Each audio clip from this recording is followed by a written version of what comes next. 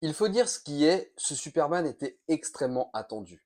Il faisait preuve d'une grande ambition, se voulant déjà être dans la continuité de la première saga des années 80, et on sent vraiment une volonté de rendre hommage à ce qu'avait proposé Christopher Reeve en tant que Superman dans sa franchise. Seulement voilà, lorsque le film sort, c'est un coup d'épée dans l'eau. Le film est hué par la critique et boudé par les spectateurs, mais est-ce que tout ça c'est réellement justifié? C'est ce qu'on va voir tout de suite. Il faut qu'on arrive à prendre un petit peu de recul sur ce que la saga nous avait proposé initialement dans les années 80 et ce que ce film va demander. Sachant que on a déjà un écart chronologique assez énorme sur la faisabilité des films, et là où c'est hyper important de prendre en compte cette chronologie, c'est que on ne faisait pas les films de super-héros dans les années 80 de la même manière qu'on fait les films de super-héros en 2000. Donc déjà, on va forcément avoir une espèce de contraste qui va ou fonctionner ou totalement abîmer la saga. Là, c'est du double tranchant. Mais faisons un point sur ce qui est déjà positif dans le film. À mon sens, ce qui fait la force de ce film, c'est son écriture. Je trouve que le scénario propose des idées qui sont absolument géniales. Je vais pas parler tout de suite de la narration, du ton ou du rythme du film. Là, je me concentre vraiment sur l'écriture. Les idées qu'ont proposé Superman Return étaient franchement correctes. Un Lex Luthor qui est plus machiavélique que jamais et pour le coup qui fait émerger une espèce de tension et va avoir un réel confrontement avec Superman. On en parle plus en détail juste après. Mais surtout, l'idée de faire disparaître un petit peu Superman de la planète en l'envoyant rechercher des vestiges de Krypton et le faire disparaître pendant 5 ans, je trouve que c'est brillant. Alors évidemment, ça va aussi poser des gros problèmes de temporalité parce que comme le film est canonique à la saga des années 80, c'est vrai que là, il évolue dans un monde des années 2000 avec les téléphones portables, avec tout le tintouin, ce qui n'est pas forcément cohérent, chronologiquement parlant, sur une réelle continuité des premiers volets. Donc, on a déjà une première incohérence, mais qui reste relativement pardonnable. Ce qui va poser des soucis aussi, c'est sur les évolutions de personnages. Je prends l'exemple de Lois Lane. Lois Lane, dans la saga initiale, elle est présentée comme bon, une femme forte, une femme indépendante, qui va au bout de ses idées, au bout de ses convictions, ça pas de problème. Mais on la montre un petit peu comme une grosse fumeuse dans le film. Alors autant te dire que dans les années 2000, tu peux pas présenter un de tes personnages comme étant un fumeur. Ils vont trouver la parade et vous me direz, c'est pas un élément gravissime sur la personnalité. Mais c'est quand même intéressant de le souligner pour l'évolution de la chronologie dans laquelle va évoluer le film. Et là où c'est plutôt bien maîtrisé, c'est que Bryan Singer va nous proposer une scène où Lois est sur le point d'allumer une cigarette et finalement elle ne va pas l'allumer. Ce qui démontre finalement un message de j'ai arrêté de fumer ou j'essaie d'arrêter de fumer pour garder une certaine cohérence du personnage. Allez, revenons maintenant à Lex Luthor. À mon sens, le personnage de Lex Luthor, il a eu un gros up dans le film qui est tout bonnement sublime. Et pour vous dire, je préfère le Lex Luthor de Kevin Spacey à celui de Gene Hackman. Oui, je sais, ne vous énervez pas, je vous explique. Dans le film des années 80, Gene Hackman, donc Lex Luthor, est présenté évidemment comme le grand méchant de Superman, c'est le méchant emblématique de Superman dans la plupart des comics, films, dessins animés confondus, on est d'accord. Mais la volonté des premiers films Superman, et surtout sur les derniers opus, avait un effet un peu plus cartoonesque. Ce qui fait que Lex Luthor ressemblait plutôt à une caricature de mégalomane qui se prend pour le plus intelligent du monde, et il y avait un certain second degré qui affaiblissait le degré de menace que pouvait être Lex Luthor. Dans ce film, Lex Luthor est d'un premier degré absolument total. Et tu sens le machiavélisme, le fait qu'il en ait rien à faire de faire des victimes autour de lui, et la façon même dès l'introduction du film où il fait de l'abus de confiance sur une vieille dame pour hériter de sa fortune.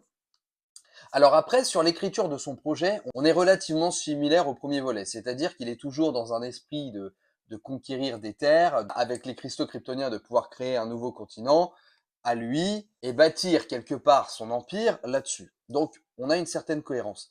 Mais la façon dont on développe la haine qu'il a envers Superman fait de lui un être extrêmement menaçant. Et Kevin Spacey joue extrêmement bien le rôle. Je pense que du film, c'est lui qui propose la meilleure performance d'acteur. Alors, peut-être qu'il a été très bien dirigé, on en parle des autres acteurs, mais Très honnêtement, c'était la première fois dans un film Superman qu'on avait littéralement peur pour lui. Après, en termes d'exécution et de maîtrise de la mise en scène, c'est autre chose. Mais Lex Luthor est un personnage réussi dans le film. Et à mon sens, meilleur que Gene Hackman. Donc finalement, on pourrait se dire, on a l'air d'avoir les bons ingrédients pour relancer Superman au cinéma. Un bon scénario, des bons personnages, un casting intéressant, mais le but étant aussi de se détacher de ce qu'a proposé Superman entre le 4e volet et ce nouveau volet. À savoir qu'on a eu droit à la série Lois et Clark, qui se voulait aussi quelque chose de plus familial et plus édulcoré, et on a eu la série Smallville. Je prépare une vidéo dessus. Et je vous préviens, je suis un gros défenseur de cette série. Donc du coup, c'est vrai que là, on a évoqué des choses plutôt positives par rapport au film, mais alors pourquoi le film a fait un four? Ah, parce qu'il y avait beaucoup de choses aussi qui n'allaient pas. Et on va en parler tout de suite. Le gros problème de ce film, c'est que l'exécution et la narration sont extrêmement mauvaises. Déjà, le film est très long. Et beaucoup, beaucoup trop long. Il y a énormément de passages qui auraient pu être raccourcis, voire même carrément supprimés, pour pouvoir amener là où on voulait amener. Seulement, on a voulu faire une espèce de répétition pour remettre un petit peu le spectateur dans le contexte. Seulement, on est en 2006, autant te dire que Superman, on le connaît.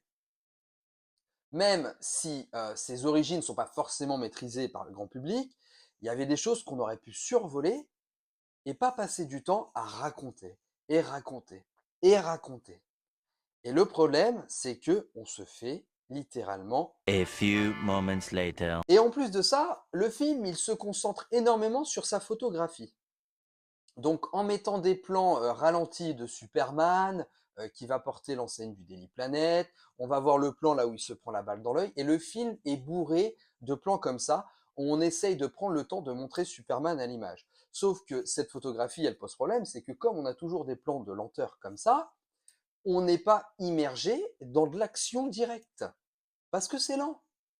Et en plus, comme la photographie se fait sur des plans qui sont en CGI, et c'est la CGI des années 2000, alors autant te dire que quand tu le revois aujourd'hui, bah, ça se ressent quand même qu'il manque des choses, tu n'en prends pas plein la tronche, vu que l'image est pas jolie, mais qu'on se concentre que sur ça. Et autant te dire que concentrer des plans hyper lents sur les moments d'action, eh ben, ça tire encore la lenteur du film. Prenons l'exemple du final. Luthor, qui prend les cristaux kryptoniens, qui va les faire quasiment fusionner avec de la kryptonite pour créer cette terre où il va pouvoir vaincre Superman, Superman n'ayant plus de pouvoir à cause de la kryptonite. Sur le papier, tu te dis l'idée est géniale. Le scénario est génial. Mais sur l'exécution, on a un simple passage à tabac qui essaye d'illustrer le côté victime de Superman ou le côté humain. Et je comprends le choix de cette scène, c'est-à-dire ne pas avoir la volonté de montrer quelque chose de fantastique et de sublimé pour réduire Superman à son état de faiblesse sans pouvoir. Mais je veux dire, tu vas pas regarder un film Superman pour voir un combat de rue. Donc je comprends ce qui a voulu être fait, mais sur l'exécution, déjà qu'on a un film hyper lent, tu as un climax qui ne fonctionne pas.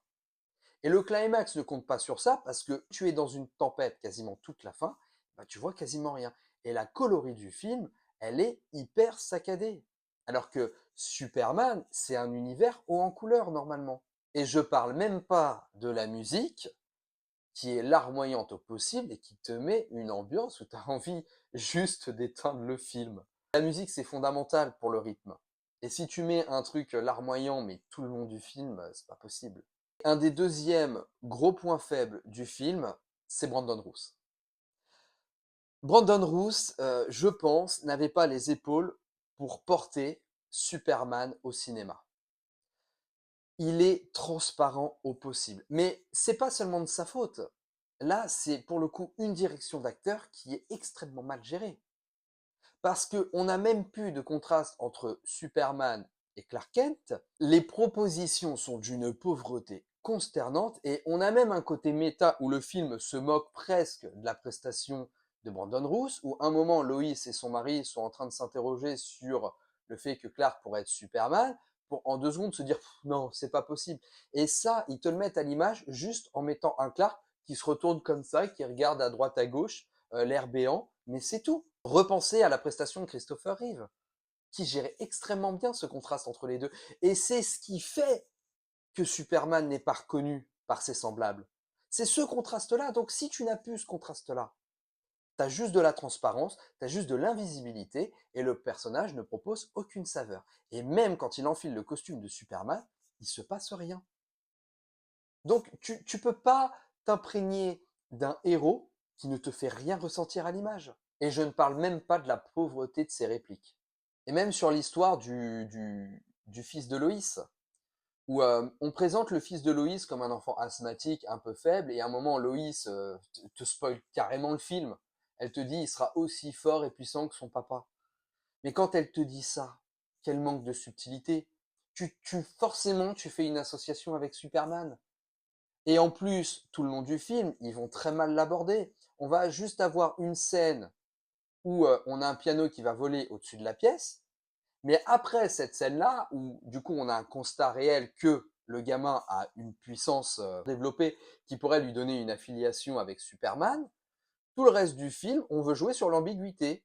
Tu vois, quand il va ouvrir une porte, mais que finalement c'était le mari qui était derrière. Ça sert à quoi de mettre de l'ambiguïté après la scène du piano? Et encore, la scène du piano, je pense qu'ils ont voulu y mettre une subtilité parce que ça se fait un petit peu hors champ. On voit pas le gamin pousser le piano, on voit juste le piano voler à travers la pièce. Mais ça fonctionne pas. Parce que il n'y a pas d'alternative au fait que le piano se soit envolé. Ça peut que être le gamin qui l'a poussé, donc ça ne fonctionne pas. Et même l'interaction que le gamin peut avoir avec Superman tout le long du film, il se passe rien.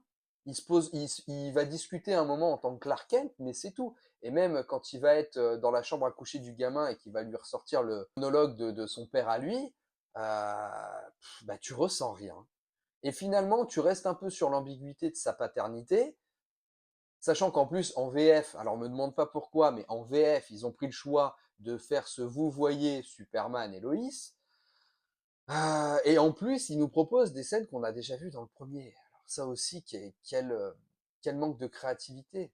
Pour conclure, une tentative littéralement ratée de faire revenir Superman au cinéma, et pourtant ça partait d'un scénario qui semblait être hyper intéressant, des propositions extrêmement pertinentes et qui permettaient une réelle évolution des personnages, mais qui a une exécution bâclée, une exécution lente, voulant se concentrer juste sur un costume de Superman bien fait, mais c'est tout. Un acteur principal qui n'est pas à la hauteur des exigences que doit demander une adaptation Superman au cinéma, et un film qui aurait dû s'émanciper du reste de la saga pour proposer quelque chose de nouveau, comme l'a fait Man of Steel, dont on parlera dans une prochaine vidéo. Voilà, c'est tout ce que j'avais à vous dire à propos de Superman Return. J'espère que cette vidéo vous aura plu. Si c'est le cas, n'hésitez pas à la liker, à la partager, et surtout dites-moi dans les commentaires ce que vous avez pensé du film.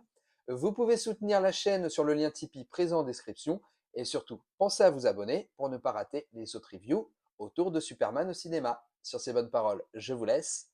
Ciao les amis!